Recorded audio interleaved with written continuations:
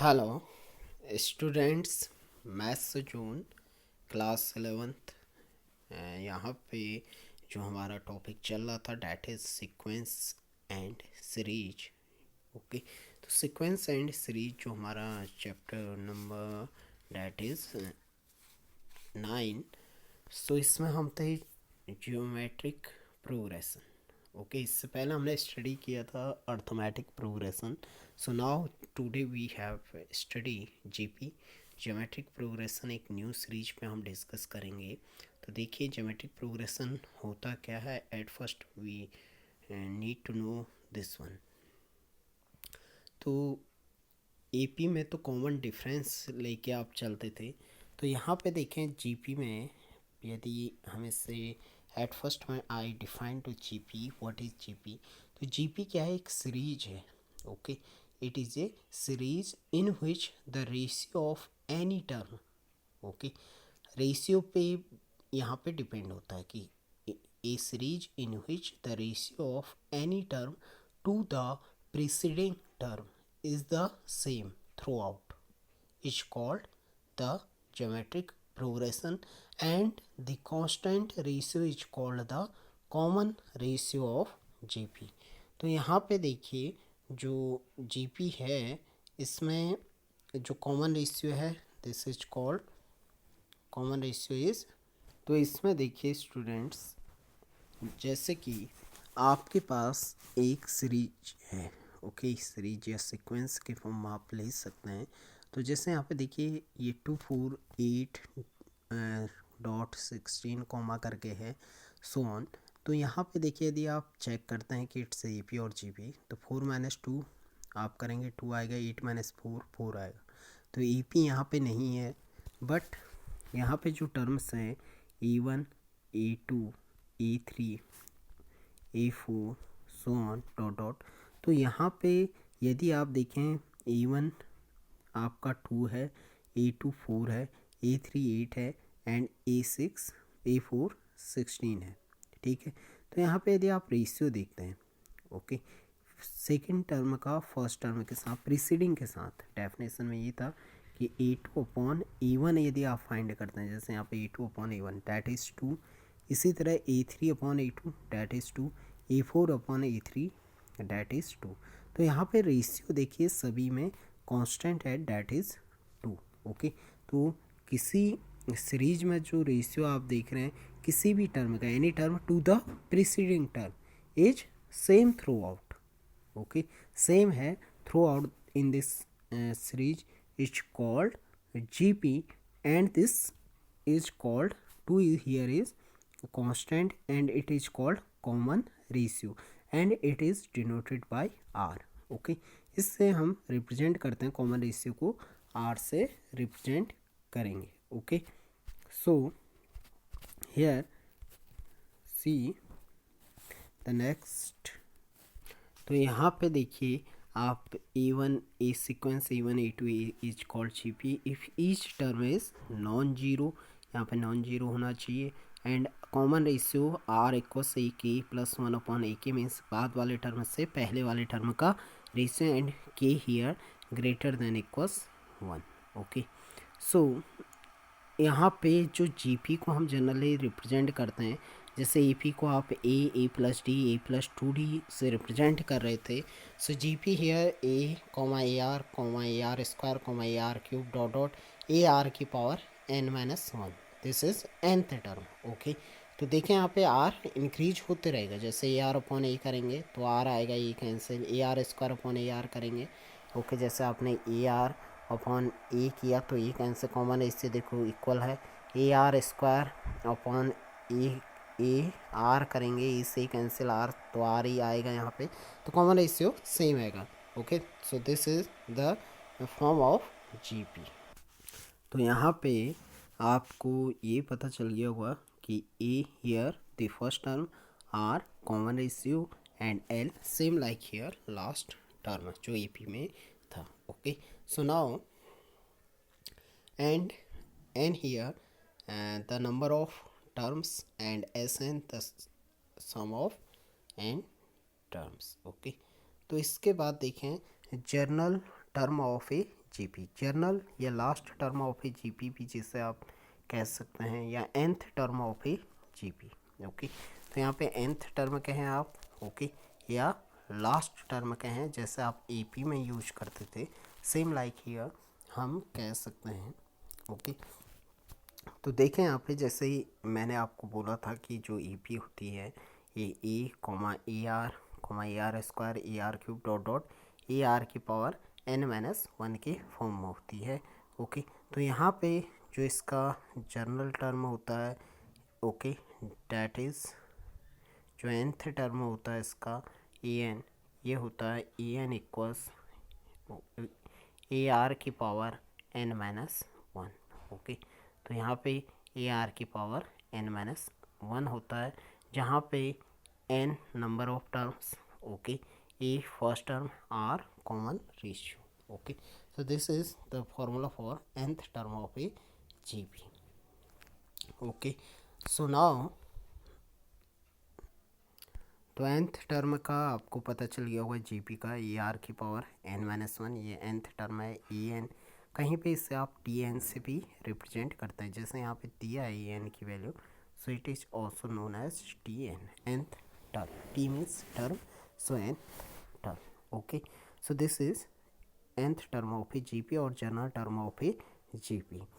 Okay, so now next one, sum of n terms of a GP। जैसा आपने EP में nth term का सम देखा था, SN equal to n/2 2a plus n-1 into d, same like यहाँ पे सम हम इनको यदि हम ऐड करें, जैसे SN equal to a plus a r square plus a r की पावर n-1, तो इनका सम क्या होगा।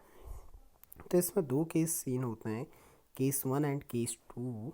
ओके, सो तो यहाँ पे देखेंगे आप केस 1 क्या है, तो केस 1 है कि केस फर्स्ट, दिस इज यदि r की वैल्यू 1 हो, ओके, कॉमन रेशियो क्या हो, 1 हो, तो इसमें सम देखिए, यदि r आप इसमें 1 पुट करेंगे तो r ये a plus dot dot A, क्योंकि r की पावर 1 माइनस क्या आएगा यहाँ पे, 1 की पावर n-1 आएगा, तो 1 की पावर कुछ भी हो 1 ही होगा, so that is n terms. तो a n टाइम्स आया तो सम हो गया n इंटू ए। तो फर्स्ट केस में यदि आपको कॉमन रेशियो r1 मिलता है तो डायरेक्टली आप सम लिख देंगे SN equal to sum of GP n a. But case second देखिए, यदि r की वैल्यू नॉट इक्वल्स 1, ओके, कहने का मीनिंग है कि r यहाँ पे 1 नहीं है, 1 से कम भी हो सकता है, less than 1 and greater than 1।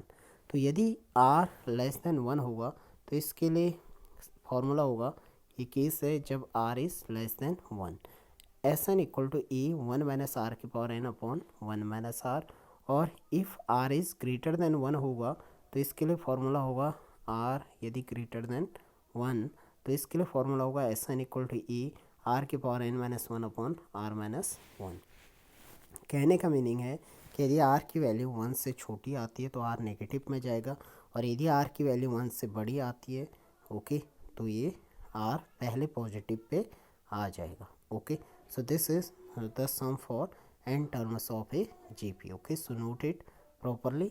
Okay, अब इसमें आगे देखिए, relationship between arithmetic mean and geometric mean, means arithmetic mean और ज्योमेट्रिक मीन में क्या रिलेशन होता है। तो let two given positive real numbers a and b। Okay, जो a से आपने अर्थमेटिक मीन को रिप्रेजेंट किया, कैपिटल G से आपने ज्योमेट्रिक मीन को किया, a एंड b क्या हैं आपके टू पॉजिटिव रियल नंबर्स। तो देखिए, अर्थमेटिक मीन आपने क्लास 11th में देखी थी। अर्थमेटिक मीन क्या होता है, a, दो real numbers a and b हैं तो a प्लस बी अपॉन 2। और ज्योमेट्रिक जो मीन होता है, ओके, ज्योमेट्रिक मीन, यहाँ पे हमें पहले ज्योमेट्रिक मीन को समझना होगा। देखें ज्योमेट्रिक मीन क्या होता है। ओके, सबसे पहले हम ज्योमेट्रिक मीन समझेंगे, उसके बाद हम रिलेशन देखेंगे arithmetic mean and geometric mean के बीच। तो देखिए, ज्योमेट्रिक मीन क्या होता है, GM, the geometric mean of two positive numbers a and b is root AB। Okay, इसका कहने का मीनिंग है कि जो ज्योमेट्रिक मीन होता है, ओके, यदि आप इसे अदर वे में भी इसे डिफाइंड करना चाहें ज्योमेट्रिक मीन की, तो व्हेन आपके पास 3 क्वांटिटीज़ हैं, ओके, और तीनों क्वांटिटीज़ आपकी जीपी में है, okay, when you have 3 quantities, जैसे इसने ईपी लिया है तो हमारे पास 3 क्वांटिटीज़ हैं, एक तो ए है और एक जी है, एक बी है, ओके। तो यदि 3 क्वांटिटीज़ हैं और तीनों किस क्या बना रही हैं, जीपी बना रही हैं, ओके, तीनों ज्योमेट्रिक प्रोग्रेशन बना रही हैं, तो इज कॉल्ड, तो इसमें जो मिडिल वन है, ओके, मिडिल क्या है, जी है, तो मिडिल ही क्या कहलाता है, ज्योमेट्रिक मीन कहलाता है बिटवीन द अदर टू। तो जैसे अर्थमेटिक मीन में भी आप अर्थमेटिक मीन तो आप डिफरेंस करके निकाल लेते, ओके। तो यहाँ पे देखें ज्योमेट्रिक मीन यदि आपको फाइंड करना हो, फॉर्मूला इसके लिए जी, यहाँ पे ज्योमेट्रिक मीन है, बीच का इसका मीन होता है हमेशा, ओके। तो यहाँ पे देखें यदि आप रेशियो निकालें, कॉमन रेशियो, तो ये होगा G upon a, okay, G upon a, and this is b upon G. तो क्रॉस मल्टीप्लीकेशन करेंगे तो यहाँ से आपके पास आएगा G square equal to a b, okay. तो geometric mean G equal to क्या हो गया, root of a b, this is the geometric mean G, okay. ये कॉमन रेशियो आर थे दोनों, r equal to this upon this upon this upon this. तो यहाँ से ज्योमेट्रिक मीन क्या होता है आपका formula, root a b, this is the formula for geometric mean, okay. तो जैसे आपके पास आपको ज्योमेट्रिक मीन फाइंड करना हो तो इस तरह से आप 3 आपके जीपी बना रहे हैं, तो जी क्या होगा, square root of a b, okay. जैसे आपके पास इस तरह से अभी आपने एक पहली सीरीज़ देखी थी, सीक्वेंस 2, 4, 8, डॉट डॉट, तो ये 3 नंबर्स हैं, तो 4 यहाँ पे क्या है, इन दोनों का ज्योमेट्रिक मीन है, 8 एंड 2 का, ओके। कैसे है, जैसा आप देखेंगे, आप यहाँ पे करेंगे, यदि आप देखें हम कह रहे हैं कि 4 equal to root of this one, तो यहाँ पे इन दोनों का रूट 8 टू जस्ट 16 का स्क्वायर रूट डैट इज़ 4, या आप ये भी कह सकते हैं कि यहाँ पे जो इसकी 4 आप हम कह रहे हैं कि ज्योमेट्रिक मीन है इन दोनों का, मीन्स 2 इंटू 8, दिस इज 16, और 16 का स्क्वायर रूट कितना हो जाता है, डैट इज़ 4, तो 4 equals 4, okay. So it is A geometric mean, okay. So now next we have to see relationship between arithmetic mean and geometric mean. So let A and G be arithmetic mean and geometric mean. Capital A arithmetic mean को represent कर रहा है जो होता है A plus b upon 2, और capital G geometric mean that is square root of a b.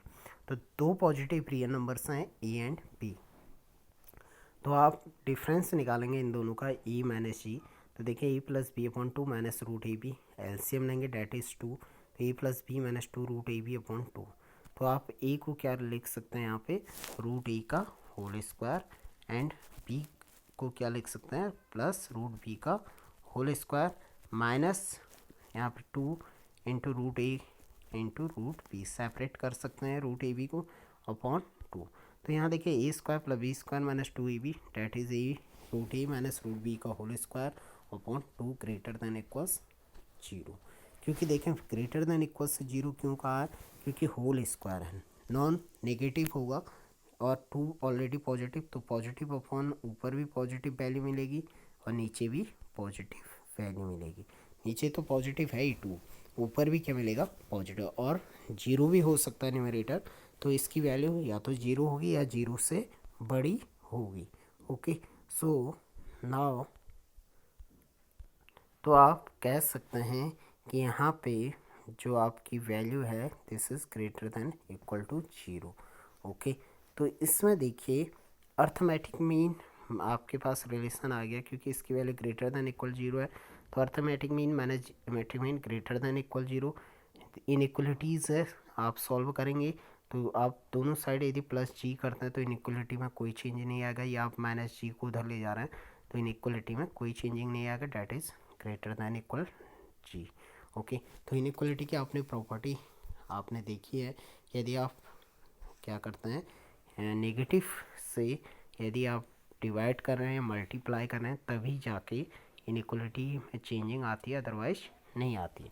तो यहाँ पे एक रिलेशन मिला कि arithmetic mean is greater than equal to G, जो आपके MCQ के बेस पे इम्पोर्टेंट क्वेश्चंस है. Okay, so this is the main topics from this one. So now today we also see exercise 9.3 and sequence and series का जो 9.3 exercise है इसे हम देखेंगे. तो इसमें देखिए question number 1, find the 20 and nth term of the GP. ये कह रहा है कि इस जीपी का 20 टर्म और nth टर्म आप फाइंड करें. तो देखिए जीपी है, ऑलरेडी उसने बोला कि this one is a GP. तो यदि आप देखें यहाँ पे 3 टर्म्स आपको गिवन है, E1 गिवन है, E2 गिवन है, E3 गिवन है. Okay, 3 terms are given. Okay, so first term a होता है डेट इज़ 5/2. तो कॉमन रेशियो आर आप निकालेंगे डेट इज़ E2/E1. ओके, तो सेकेंड टर्म देखिए यहाँ पे 5/4 है अपॉन दिस इज 5/2. ओके, तो 5 से 5 कैंसिल हो जाएगा. Okay, this one cancelled out और 2 2 जा 4. Okay, so this we have left 1/2. Okay, तो कॉमन रेशियो 1/2 हो गया. तो इसका nth टर्म के लिए फॉर्मूला होता है En = ER की पावर n-1, जो कि जर्नल टर्म, लास्ट टर्म या nth term of a GP. तो इसका 20 टर्म n की वैल्यू कितनी है 20. तो ये 20 ये हो गया आपका 5/2 आर 1/2 की पावर 20 - 1. सो 5/2 इंटू 1/20 की पावर 19. तो यहाँ पे आप देखेंगे कि सेम बेस है और सेम बेस होगा तो पावर क्या हो जाएगी, ऐड हो जाएगी. ओके, देखिए 5 को अलग कर लेंगे और या आप यहाँ पे स्क्वायर को डिस्ट्रीब्यूट भी कर सकते हैं. सेकंड सेंस में आप ये कह सकते हैं कि मैंने 5 किया, अलग कर दिया. ओके, अपॉन 2 और यहाँ पे 1 की पावर 19 1 ही होगा, 2 की पावर 19 ये भी आप कर सकते हैं. तो देखें इन दोनों का सेम बेस है, सेम बेस हो e की पावर लॉग एक्सपोनेंट e की पावर m इंटू e की power n, that is e की power m plus n. Okay, same base होगा तो पावर ऐड हो जाएगी. तो 2 की पावर 1 प्लस 2 की पावर 19 डैट इज़ 2 की पावर 20. सो 5/2 की पावर 20. इसके बाद nth टर्म भी आपको फाइंड करना है. तो En = ER की पावर n-1 में आप क्या पुट करेंगे, e की वैल्यू r 1/2, n की प्लेस पे n ही रहेगा. ओके, तो सो 5/2. तो यहाँ पे स्क्वायर डिस्ट्रीब्यूट करेंगे तो देखें 5/2 तो अपना सेपरेट रहा. 1 की पावर n-1 आप करते हैं तो 1 की पावर कुछ भी हो डैट इज़ 1 और 2 की पावर n-1 सेपरेट हो जाएगी. तो यहाँ पे देखें सेम बेस है तो सेम बेस 2 की पावर इंटू 2 की पावर n-1, तो सेम बेस होगा तो पावर यहाँ पे क्या हो जाएगी, ऐड हो जाएगी. मीन्स 2 की पावर n1 यहाँ पे 1 प्लस इसमें देखिए दिस इज 2 की पावर 1 प्लस n-1. ओके, तो 1 से 1 कैंसिल हो गया तो हमारे पास 2 की पावर n लेफ्ट होगा. So this is our required answer. Okay, so now question number 2 here. So question number 2, find the 12th term of a GP. Okay, n की value 12th है और 12th टर्म आपको find करना. Whose 8th term is 192. आपको A8 की value given है that is 192 and common ratio R given है that is 2. तो देखिए यहाँ पे let A B the first term of the given GP, R here 2 और 8th टर्म कितना है 192, दिस वन गिवन. तो nth टर्म के लिए फॉर्मूला होता है En = ER की पावर n-1. तो देखें 8th टर्म की वैल्यू आप निकालेंगे R कितना गिवन है, कॉमन रेशियो 2 की पावर 8-1 डैट इज़ 192. तो देखिए सिंप्लीफाई करेंगे ये रहेगा 2 की पावर 8-1 2 की पावर 7 = 192. तो 2 की पावर 7 कितना होता है 128 = 192. तो ये कितना आ गया 192/128 डैट इज़ 3/2. तो फर्स्ट टर्म आपको पता चल गया है. ओके, आपको फाइंड करना है 12th टर्म. तो 12th टर्म E12 AR की पावर n-1 12-1 AR की पावर 11 होगा. तो AR की पावर 11 ये आपका 3/2 आपने फाइंड कर लिया. R2 की पावर 11. तो यहाँ पे देखें 3 2 ऊपर जाएगा क्योंकि 3 × 2 की पावर क्या हो जाएगा ऊपर जाएगा तो -1 इंटू 2 की पावर 11। तो सेम बेस से पावर ऐड होगी, तो 3 की पावर 2 माइनस 1 प्लस 11। ओके, तो माइनस 1 प्लस 11 कितना हो गया, 2 की पावर 10, और 2 की पावर 10 कितना होगा, 1024। So required answer is 3072। Okay, now question number 3 here. The 5th, 8th and 11th term of a GP are P, Q and S। देखें यहाँ पे डायरेक्टली बोला कि 5th टर्म P है, 8th टर्म Q है, 11th term S है respectively, so that Q square equal to p s, ये हमें प्रूव करना है। तो let a be the first term, हमने ये एज्यूम किया कि इस GP का फर्स्ट टर्म ए है, क्योंकि हमें लेना पड़ेगा, फॉर्मूले में इंक्लूड होता है, and R be the common ratio of the given GP। तो देखें nth टर्म का जो फॉर्मूला होता है ए एन इक्वल टू क्या होता है, ए आर की पावर n माइनस 1, जो nth term of a GP के लिए यूज होता है। तो यहाँ पे देखें 5th टर्म की वैल्यू गिवन है, डैट इज 5th का फर्स्ट, सेकंड, थर्ड, इस तरह से यहाँ पे टर्म्स गिवन है।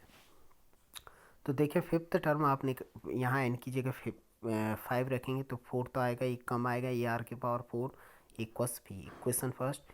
इसी तरह आप 8th निकालेंगे, ए आर की पावर 7 इक्वल टू क्यू, 11 रखेंगे, ए आर की power 10 equal to s. Okay, तो यहाँ पे आप क्या करेंगे, जो आपकी वैल्यू है पी क्यू एंड एस की, तो आप वेरिफिकेशन करके भी कर सकते हैं, या आप क्या कर सकते हैं कि लेफ्ट हैंड साइड में क्यू स्क्वायर की जगह क्यू की वैल्यू सब्स्टिट्यूट कर देंगे। तो यहाँ पे देखें इसने लेफ्ट हैंड साइड लिया है, डैट इज क्यू स्क्वायर। तो क्यू की वैल्यू क्या है, यहाँ से बाय इक्वेशन 2 आप वैल्यू सब्स्टिट्यूट करोगे। ओके, तो ए आर की पावर 7 का होल स्क्वायर। ओके, तो स्क्वायर डिस्ट्रीब्यूट होगा, ए स्क्वायर आर के पावर 7 2 जो 14, ए स्क्वायर आर की पावर 14। तो यहाँ पे देखो ए स्क्वायर आर की पावर 14 क्यू स्क्वायर की वैल्यू आ गई। ओके, अब आपने यहाँ पे क्या किया, इसने कि ए और आर की पावर 4 एक साथ ले लिया, ए स्क्वायर को डिस्ट्रीब्यूट किया, देखो ए एक ए इधर है, एक ए यहाँ पे है। उसी तरह आर की पावर 4 अलग कर दिया, आर की पावर 10 अलग कर दिया। तो यहाँ से आप वैल्यू देखेंगे, ए आर की power 4 value by equation first P की है, और ए आर की पावर 10 किसकी है, एस की। या आपने जैसे यहाँ पे लेफ्ट हैंड साइड आपने सिंप्लीफाई करके क्यू स्क्वायर निकाल लिया, ए स्क्वायर आर की पावर 14, इसी तरह आप क्या कर सकते हैं, आप केवल राइट हैंड साइड लेके वैल्यू वेरिफिकेशन कर सकते हैं कि left hand side equals right hand side. तो राइट हैंड साइड आपका पी एस है, तो by equation first and third आप पी एंड एस की वैल्यू रख सकते हैं। पी है देखो ए आर की पावर 4 एंड एस है आपका दिस इज ए आर की पावर 10। ओके, तो यहाँ देखो सेम बेस होगा, तो ए इंटू ए स्क्वायर बनेगा, और आर की पावर 4 प्लस आर की पावर 10 सेम बेस है, पावर ऐड होगी आर की पावर 14। तो left hand side equals right hand side करके भी आप प्रूव कर सकते हैं, या आप लेफ्ट से राइट प्रूव कर सकते हैं, या राइट लेके लेफ्ट भी आप प्रूव कर सकते हैं। Okay, so this question also completed। So now question number 4 here. Question number 4 में आप देखेंगे the 4th term of a GP is square of its second term. ये कह रहा है कि जो 4th टर्म है ये सेकेंड टर्म का स्क्वायर है। Okay, square of its second term, मतलब जो सेकेंड टर्म है इसका स्क्वायर 4th टर्म है, and the first term is -3, first term में गिवन है -3। Okay, determine its 7th term find करना है। तो GP आप ले रहे हैं, तो इसमें एक फर्स्ट टर्म आप एज्यूम करेंगे, ये कॉमन रेशियो आर एज्यूम करेंगे। ओके, तो देखें गिवन है आपको 4th term is square of the second term, E4 equal to E2 का होल स्क्वायर। तो 4th टर्म ऑफ GP क्या होगा, AR3, एंड सेकेंड टर्म क्या होगा, AR। चाहे आप GP की जो आपकी सीक्वेंस है ए, इससे भी याद कर सकते हैं, AR स्क्वायर, AR3, R बढ़ते रहेगा। ओके, तो first second third fourth term हो गए, या आप nth टर्म से भी फाइंड कर सकते हैं।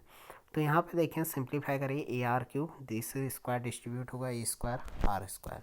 तो देखें ए से एक ए कैंसिल होगा, आर स्क्वायर से R3 कैंसिल हो जाएगा, तो आपके पास एक रिलेशन आएगा कि value of r is equals value of first term, that is A.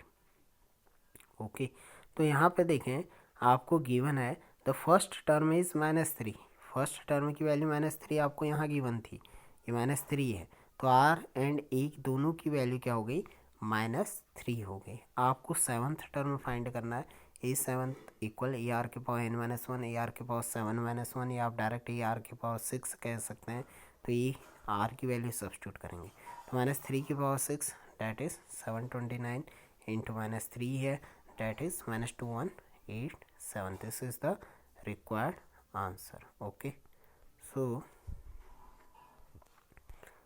now question number 5 here, which term of the following sequences, okay, ये कह रहा है कि जो आपको सीक्वेंस गिवन है जैसे 2,2√2,4, dot dot so on, each 128 means कौन सा टर्म इसका 128 होगा, which term of the following sequence, n की कौन सी वैल्यू 128 की आपको मिलेगी, एन फाइंड करना है। तो यहाँ देखें ऑलरेडी पहले तो आप, क्योंकि विच term of the following sequence, सबसे पहले तो आप, क्योंकि यहाँ पे तो आप जीपी पढ़ना है तो आपको पता है this one is GP, okay. आप इन द केस आपके कॉम्पिटिटिव एग्जाम में क्वेश्चंस आता है तो इससे पहले आपने एपी भी पढ़ी है, तो आप सबसे पहले चेक करेंगे कि सीक्वेंस एपी है या जीपी है, ओके। तो सबसे पहले आप फर्स्ट टर्म देखेंगे, यहाँ पे A2 है, कॉमन रेशियो फाइंड करेंगे, ओके। या डिफरेंस एपी के लिए तो आपको डिफरेंस चेक करना पड़ेगा, यदि एपी नहीं है फिर आप जीपी चेक करेंगे।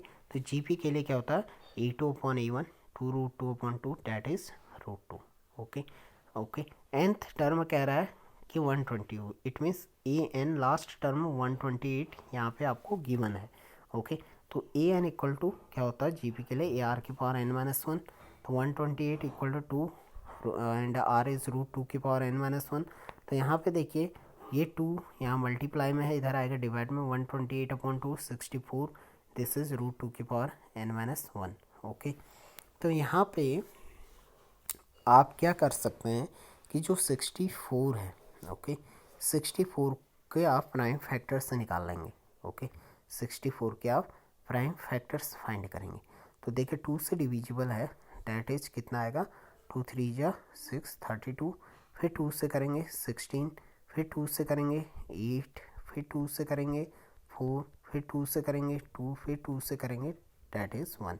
तो देखिए कितना आया, 1 2 3 4 5 एंड 6, ओके। तो यहाँ पे आप जो पुट करेंगे तो यहाँ पे देखें आपका 64 इक्वल टू क्या था, √2 की पावर n-1, तो √2 को आप 2 की पावर 1/2 लिख दें इंटू n-1 लिख दें, ये लिख दें, ओके। और 64 के आपने प्राइम फैक्टर कितने आए थे, 2 की पावर 6 कर दें इसे, 64 को 2 की पावर 6, तो यहाँ पे देखो 2 की पावर ये मल्टीप्लाई है, 2 की पावर 1/2 n-1 से मल्टीप्लाई होगा तो आ जाएगा n-1/2, ये आएगा, ओके। क्योंकि आपने रूल पढ़ा है लॉ ऑफ एक्सपोनेंट, e की पावर m की पावर n क्या हो जाता है, e की power m into n, okay, mn, this one हो जाएगा। तो यहाँ पे देखें, आप देखें दोनों का बेस सेम है और दोनों इक्वल हैं, तो देखें बेस सेम है तो यहाँ पे पावर भी क्या हो जाती है, इक्वल हो जाती है। कहने का मीनिंग है कि n-1/2 इक्वल 6, ये आ गया, तो यहाँ से 6 लेफ्ट में जाएगा तो ये हो जाएगा n-1 इक्वल 6 2 जा 12, और -1 उधर जाएगा तो n की वैल्यू कितनी आ गई, 13। This is the required answer. तो यहाँ पे इसने रूट लेके ही सॉल्व कर लिया, इसने √2 की पावर जो हमने 2 की पावर 6 से लिखा था, इसने यदि हम इसे रूट करें तो ये 6 2 जा कितना हो जाएगा, 12 हो जाएगा, इसलिए उसने इस तरीके से सॉल्व किया है। बट आप ऐसे भी इसे सिंप्लीफाई कर सकते हैं, ओके। सो n इक्वल्स 13th टर्म इसका कितना होगा, 128। सो 13th term of the GP is 128, this is the required answer. अब देखें इसमें सेकंड पार्ट है √3 √3 इज 729। तो सेम लाइक फर्स्ट पार्ट की तरह आप इससे भी क्या करेंगे, सॉल्व करेंगे। तो फर्स्ट पार्ट आप देखें, अभी आपने देखा कि इसमें ए आपको √3 है, common ratio r E2/8 √3, nth term आपका है, तो ए एन इक्वल टू क्या होता है, ए आर की पावर n-1, तो दैट इज 729 रूट थ्री की पावर n-1। सेम बेस है, पावर ऐड होती हैं, रूट थ्री की पावर n, 1 प्लस n 1 से 1 कैंसिल होगा तो रूट थ्री की पावर n। 729 के आप प्राइम फैक्टर से करेंगे, ओके, जैसे हमने 64 के किए। तो यहाँ पे देखो इसने फिर रूट में आपने, इट मीन्स 3 की पावर 6 आएगा। यदि आप देखें 729 के जो प्राइम फैक्टर्स आएंगे 3 की पावर 6 आएंगे, डैट इज़ रूट थ्री को आप क्या लिख सकते हैं, 3 की पावर n/2। रूट थ्री की पावर n है, इससे आप, क्योंकि रूट क्या होता है 1/2, तो 3 की पावर n/2, ओके। तो यहाँ से देखो बेस सेम है तो पावर इक्वल हो जाएंगे, तो n-2 इक्वल टू 6, तो n कितना हो गया, डैट इज़ 12। आप इस तरह से सिंप्लीफाई कर सकते हैं। तो therefore 12th term of the GP is 729। Same like third part, यदि आप देखें इसका थर्ड पार्ट में हम जाएँ, थर्ड पार्ट था इसका 1/3, 1/9, 1/27 dot dot is this one, okay. तो इसका थर्ड पार्ट का यदि हम सॉल्यूशन देखें तो थर्ड पार्ट में आपको फर्स्ट टर्म में a 1/3 r A2/A1 1/9 divided by 1/3, okay. तो 3 से 9 कैंसिल होगा, डैट इज़ 1/3। nth टर्म ये है, तो a n equal to a r की पावर n-1। तो देखें ए एन आपका ये है ए आर की, तो यहाँ से 1/3 सेम बेस है, तो 1/3 की पावर n। अब देखें 19683 का आप सबसे पहले क्या करेंगे, प्राइम फैक्टर्स निकालेंगे। तो प्राइम फैक्टर्स आप निकालेंगे तो 3 से डिविजिबल है, तो 3 की पावर 9, तो 1/3, क्योंकि 1 की पावर 9, 3 की पावर 9 दोनों एक जैसे हैं, तो बेस सेम हो गया, ओके। तो this is n equal to 9, this is our right answer. So today we have solve only 5 questions of this exercise 9.3. So in next video we solve the remaining questions of this exercise, okay. So thanks for watching the video. Thank you.